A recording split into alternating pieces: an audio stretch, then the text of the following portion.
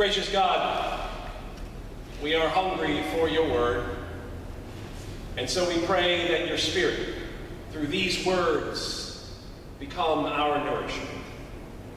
Enable us to be fed, to be filled, so that we can go out and be part of your feeding of the world.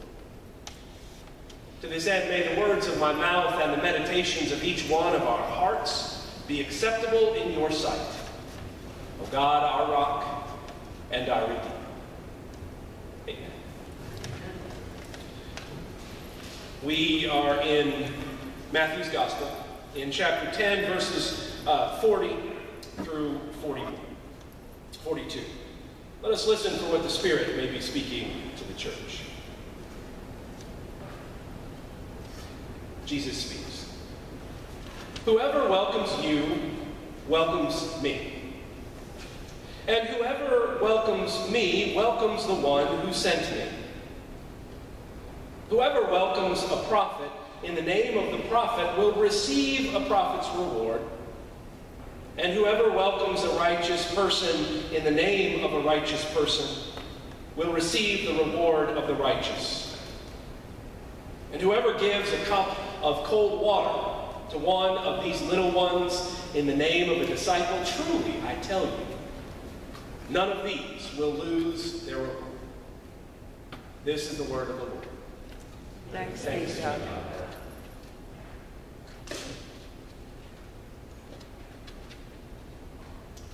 Today I'm going to do something I haven't done in 15 years of ordained ministry, and that is talk about a national holiday. Some of you might have heard or have seen First Baptist Church in Dallas, Texas. They had quite the worship service where I'm not sure that God was mentioned, but the fireworks and the flags made it clear who their God was.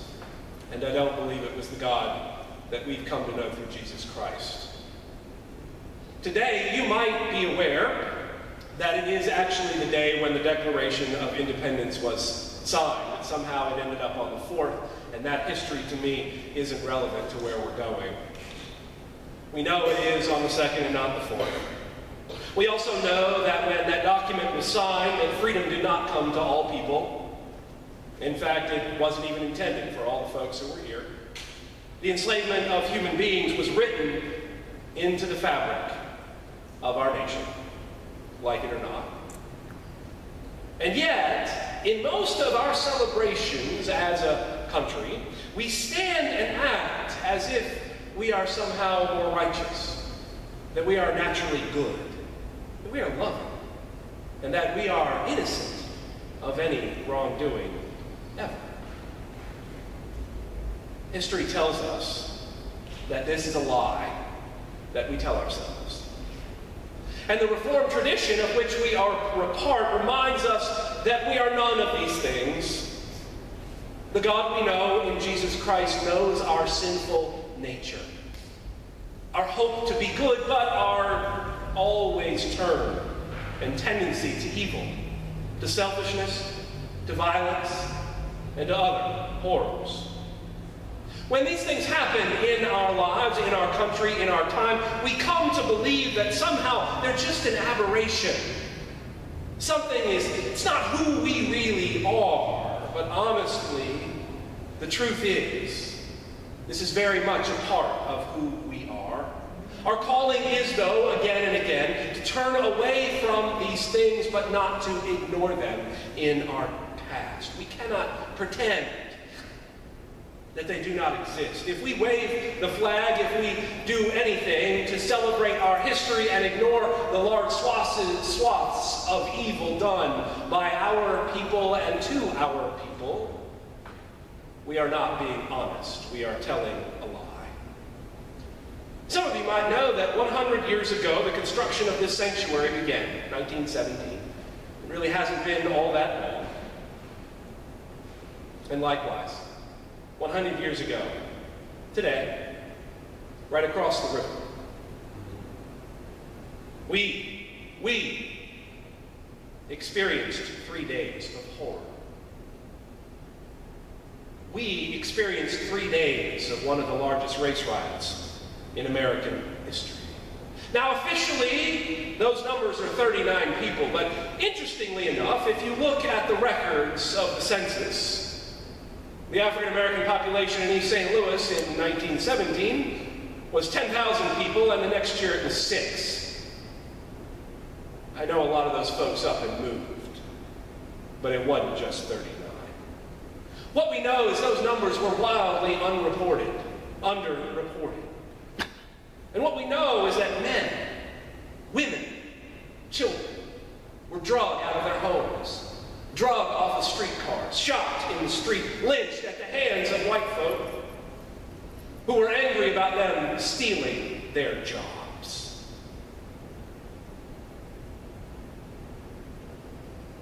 Not very neighborly. And before white St. Louisans, as they have often want to do, claim innocence, that we are not East St. Louis, what we have to remember is that it was our police force who stood at the bridge and would not allow the thousands of people trying to escape the apocalypse. Folks who jumped from the bridge, names most of us will never know. The police shut down the bridge so that no one could escape. This is our history. We have to own it. And as much as turning the name to the fair St. Louis ignores the reality of the veiled prophet, it is also part of our history. And even though I am not from St. Louis, I will claim this history because this is where I live, and we must. The truth of this horror, as hard as it is to hear and to talk about, we must. We must. These riots at the turn of the century were not an aberration. What happened across the river was not an aberration.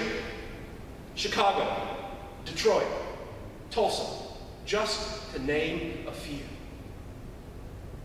This was the white northern response to the Great Migration. Black folks were being terrorized in the Jim Crow South only to find more terror in the North. No sanctuary, no welcome, no hospitality. From a nation that claimed to be God-fearing, Bible-believing, Jesus-loving, and yet written right into the history was this hatred of black folk, the control of black bodies. And it continues to be the American pastime. That is where we stand on this day. The question came up recently is, do I celebrate the 4th of July? Well, the truth is I do, in my own way, because I'm always amazed on some level that these folks who didn't want these folks here and wanted to wipe out an entire nation of First Nation peoples, they somehow wrote these ideals that they never saw the irony about freedom and democracy and inherent in all people, whether they could see the others as not. There are truth in those words that we have never lived into fully. The ideals of the nation have not yet been realized. So my celebration has to do with the hope that maybe, that white folk might give up their naivete about all of this and seek to reach into those ideals. And the voice of the church needs to be center place, not celebrating naivete, but to being honest. But the truth is, this sermon is not about July 4th any more than it is about waving the flag. It is about the lack of hospitality of which Jesus speaks, the historic lack of hospitality. No welcome, no cup of cold water, no care for the little ones when it did not apply to people like us. We know what it is. It is tribalism, it is racism, it is heterosexism, and the list goes on and on and on. And all of it is, as we know in the Reformed tradition, as followers of Jesus, sin. And none of us are innocent. Jesus calls us to live differently.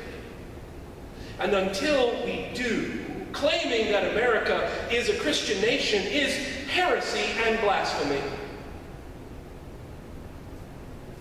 You can quote me on that.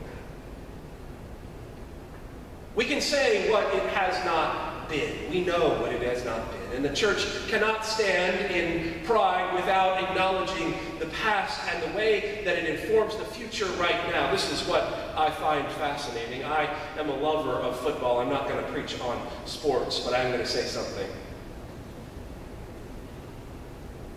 The largest nonprofit organization of sports, the National Football League, has no problem with reinstating rapists, murderers, people who have been charged with domestic violence. And I believe in the possibility of transformation. I do. But when a man decides to kneel when the flag is waved, because he's willing to acknowledge the past and the present and the full reality of what it means to be part of this nation, we lose, white folk particularly, lose our ever-loving mind, and he can't get a job. Colin Kaepernick. We are deeply rooted to the naivete and to the idolatry that ignores the reality of our corporate and our individual sin on this holiday. There are folks who are gathering out on the East Bridge at 2 o'clock today. If you are able, I invite you to join with them, and if not, take a moment and remember those lives that many of us may never know. Some, though, might have had family members who were part of that. I have spoken to folks who have, whose grandparents can tell stories of the horrors and lived with PTSD the rest of their lives. But it was not just a moment of our history in this place. And it was, at its heart, I believe, an example of the lack of hospitality rooted in sin and tribalism. That is not the welcome to which Jesus talks to. And yet all of those folks, I'm pretty sure at that time, all of those folks were sitting in some pew, in some church somewhere. And how did they reconcile Jesus welcoming the little ones and going out and doing what they did? What it says to us is in our being, in each one of us, we have the capability of doing horrific violence, even as we seek to follow Jesus Christ. And this is what needs to keep us humble. And not be surprised when the powers of the day rage up against when we seek to bring life to the places of death. Now, I've said enough, I think, about what hospitality is not. The question is, let's do a little constructive theology, as they say. The one thing about theologians is we're really good about saying, no, this is by explaining what we believe by what we do not believe. That's the easy work. The hard work is to say, well then, what would it look like? What does it mean? What would it look like for us when Jesus says, welcome other people? It is clear from our history that we're not real sure about how to do that well, except with people we like a lot, or at least look like and act like and vote like us. Henry Nouwen uses this great quote, which is so thick, but I have to share it anyway because I begin to think that it will be meaningful for us individually going forward. Here's what he says. Hospitality means primarily the creation of free space where the stranger can enter and become a friend instead of an enemy. Hospitality is not to change people, but to offer them space where change can take place. It is not to bring men and women over to our side, but to offer freedom, not disturbed by dividing lines. Here's what I think he's getting at. Hospitality is about allowing people to come into the fullness of who God has created them to be, not that they are somehow failed experiments of our culture, of our way of thinking. If we could just spend enough time with those who watch Fox News, we can convince them that MSNBC is better. Just as an example. As someone who claimed evangelical roots for a very long time, in the back of my mind, I must admit, part of my own sinfulness is that I believe that if I just talk to enough evangelical folks, I will convince them to see the world the way I do. I'm admitting that. It's worked a little bit. But it also is not. And in fact, here's the example. The one person that I believe in this was, he's another minister. And we got to know one another, and I didn't believe that I was trying to convince him of anything. And in fact, by the time our friendship ended, because he moved, he said to me, I haven't changed where I am. He goes, but getting to know you and to see how you come to the biblical text, just like I do, but come and then find a different understanding, lets me know that we share the same faith, even if we don't agree on all the details. And I thought, amen. What if we could provide space for others to recognize the full humanity in others without forcing them to be like us? Now, let me say a couple of things about free space like this. This does not mean that we are talking about creating free space for those who believe that others' humanity is suspect. There is no free space for that. And that is the difficulty. How do we create free space that does not diminish our own humanity? That's the struggle. But creating free space to let people to become who God has created them to be, is about creating space for true liberation of mind and heart. And this is tough. And in fact, in some ways, I believe that this practice really is aimed at those with more power than others. Let me tell you what I mean. This desire to bring people over, to change them, to win them over, are the ways of the oppressor. Jesus says, welcome, provide space, share love, so that we can allow others to live out their primary identity as child of God. Let's see if I can do this last part. As I think about our loss of Mark McGee, I think about the role that he played. Yes, his official title was custodian,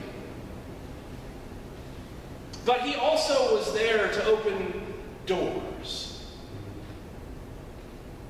to help you carry things into the building, to offer you a smile, more often an ear. And by the way, he told me lots of things y'all shared with him. But never did he share those out of anger. He would provide space for you to be comfortable enough to say things you might not say otherwise. And in the process, gave us an example of what that could potentially look like. Communities of faith who seek to follow Jesus Christ have to go back to those original 12 disciples. In that group were people who were natural enemies. I use the term natural in quotes, because they were not God-given enemies. But in the world that they inhabited, they were. Let's go down the list with just a couple. James and John were the sons of Zebedee. These were folks who were zealots. Zealots were folks who believed that the Roman Empire needed to be overthrown violently. These were the folks who would find a single collaborating with their oppressors and kill them. And by the way, that brings in Matthew. Matthew was a tax collector. Matthew was robbing his own people, enriching himself, and helping the empire. And Jesus had them at the table together, maybe at the beginning at the opposite ends of the table. Right? But they were there. And then you had Peter, who just knew everything. Right? He had run a small business. Y'all get that, right? He was a fisherman, had a boat. If he had a boat, it means he had a little bit of money in his pocket, and so he knew better than everybody else. And again, Peter is bold and arrogant and falls down, and yet nobody says, Jesus, you got to get rid of this guy. Because they, in the face of watching Jesus welcome the brokenness of each one of them, they begin to wrestle with the brokenness in themselves. And until we begin to do that ourselves, any of our attempts at working at liberation in the world will ultimately fall down. It is an inward and outward process. And then there was Judas. Now, we all know about Judas. I don't know anything about his background, but I know he did sell Jesus out for 30 pieces of silver. Now, there's a lot of ways to interpret that. But all I know is the fact that he sold them out for 30 pieces. And until the last moment, before he had the opportunity to do it, Jesus had him at the table next to him.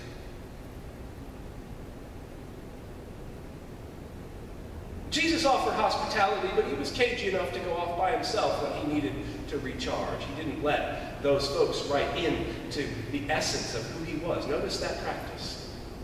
He welcomed them all to the table, but he had to create a space where he could be fully with God. He said, this is one of the reasons, he says, go into your room and close the door because there are things you need to be in conversation with God about that nobody else needs to hear.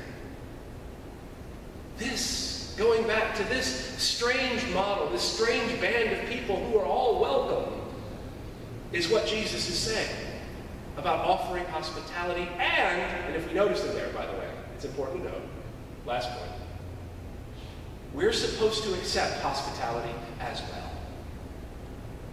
For those who are taught to be strong, who are taught to be in control, who are taught to be the helpers, right? We're good Christian folk and we're supposed to help other people, but we're not going to accept help. Part of the process means that we have to learn to accept help too. I'm the first one who's guilty. This is a two-way street of learning what does it mean to create space, not just for others, but also for ourselves. And so on this day, remember, whether you celebrate or not, whether you break the law with fireworks or not, that we are not innocent people. But we are not people with whom God has given up on. Again and again and again, we are called to reject the ways of death. And so, in just a moment, I'm going to invite you to come down to the table and we're going to break bread and share cup and remind ourselves who we are and whose we are. So that when we encounter those that we do not know well or that society has told us are our enemy, we will know that those are lies. But before we do that, we are going to stop and we're going to offer some prayers. We're going to lift up prayer concerns. And so as we do so, I want to invite you to share the joys and concerns on your heart this day.